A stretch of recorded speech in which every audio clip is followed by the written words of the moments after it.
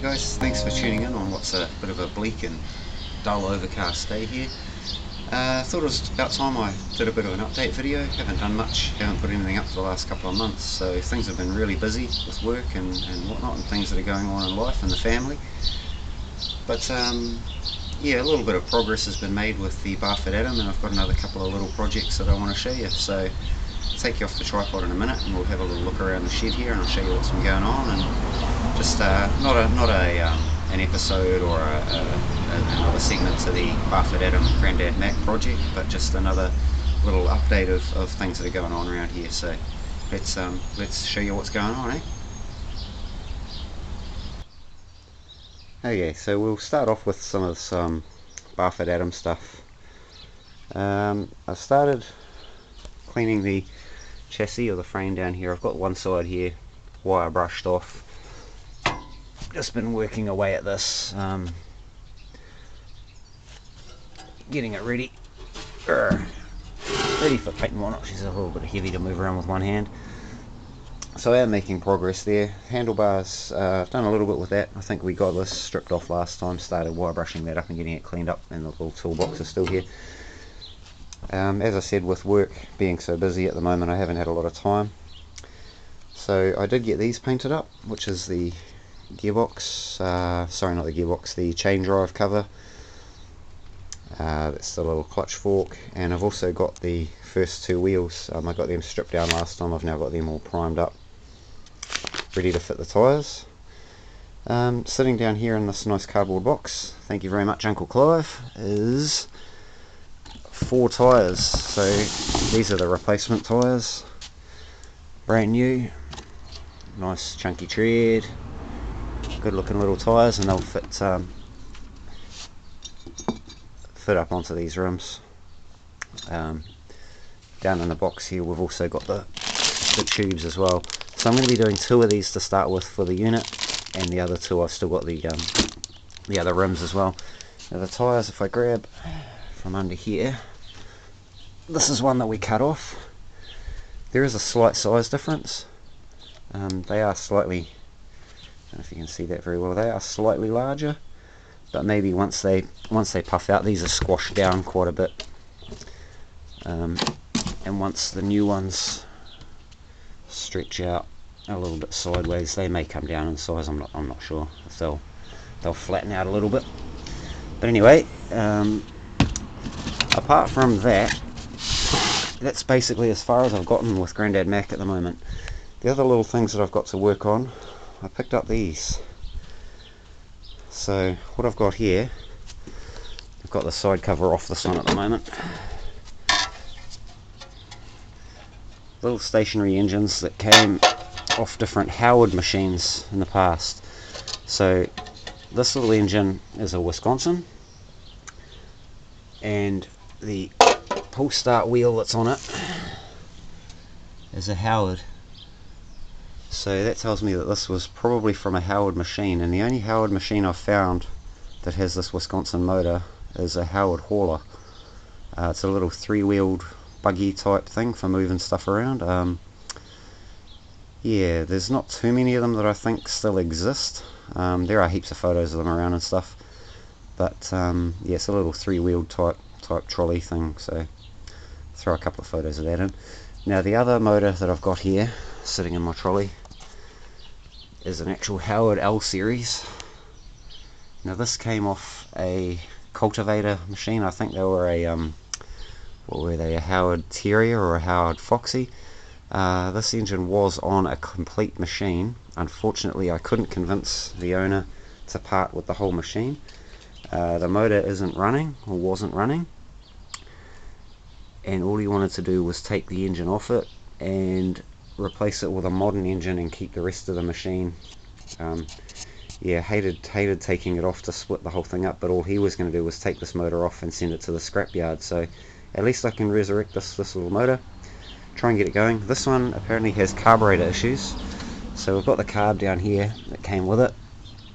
I stripped this, took it apart yesterday. It's not cleaned up or anything, but I took it all apart, cleaned out the jets, sprayed some degreasing fluid and stuff through it to try and get it all opened up, and I'm going to whack that on today and see if I can get it to run. The Wisconsin that we had down here didn't have spark when I got it from the same guy, and he said that was the reason he didn't want it anymore, was because it didn't spark and he didn't think he could get it to run. All I did was take the side cover, turn it around, I took the side cover off the magneto down here and found a lot of oil inside there and around the points, and all that was happening was the points were oiled up and insulated, and as soon as I cleaned all those points out, got the oil out of them, wound it over and got spark. So as you can see, I've got a temporary fuel line hooked up to this. Filled this line with fuel, filled up the carb, again gave that carb a good clean out, and I've actually had this one running and it runs and idles really nicely. So it does take a bit of getting it started, but yeah, I'm not sure once I get this cleaned up and repainted it'll be that bright orange colour that you see on there. Once I get this repainted and cleaned up, I don't know what I'll do with it, but cool little engine.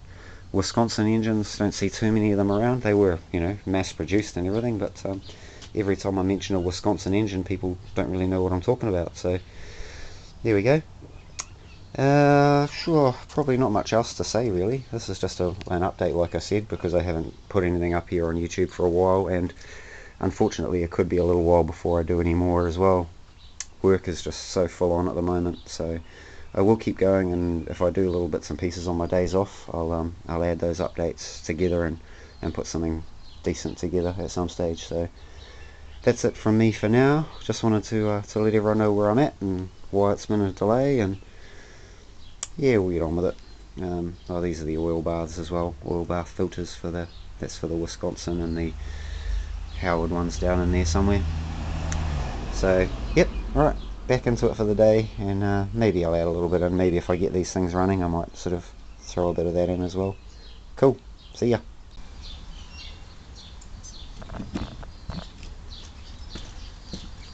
Alright, here we go with this little Wisconsin. I've just wound it over with the choke open and it wanted to spark, so I'll flick the choke back off again. I'll give it a couple of pulls and see if I can't get it running for you. Hopefully it'll do what I want it to. Compression's good.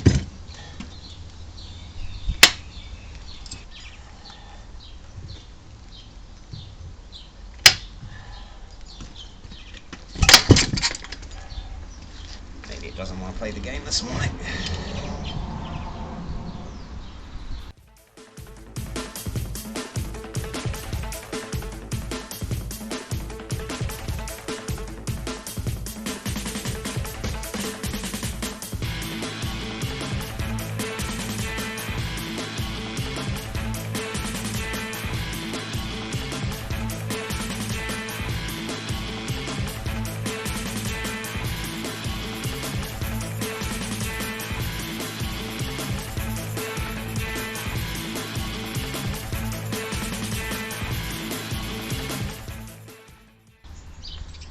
Here's a little last resort. Bit of fuel straight in there. I'd say she'll fire this time, hopefully nothing bad will happen.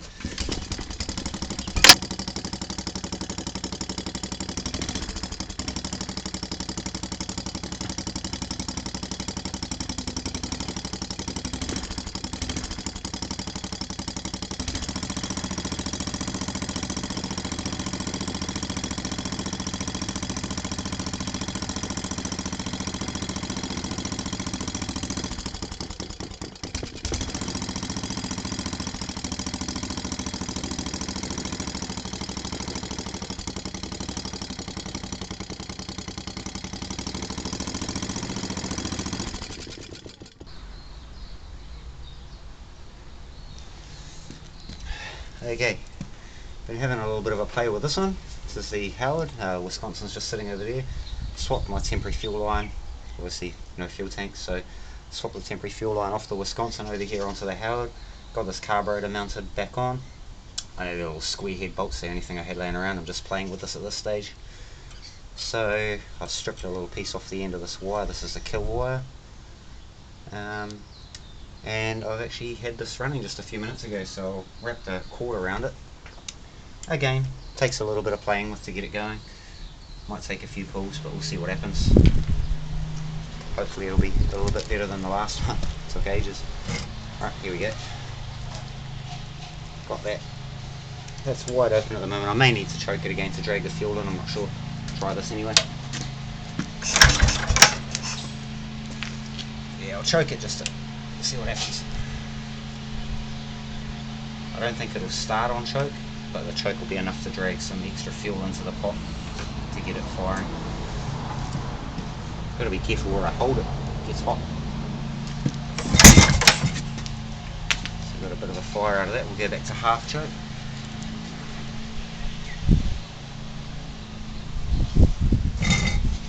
Hopefully we'll have a runner.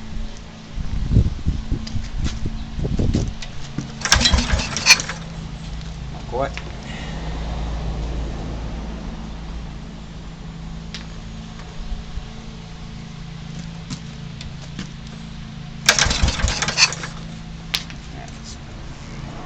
Check it right off again then. You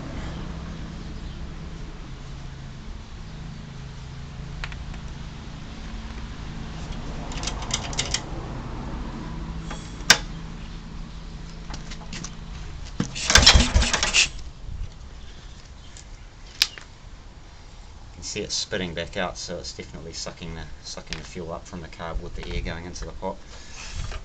So just got to get it just right to get it to start. Whoa! Oh, tip it over. Just checking you can still see it right.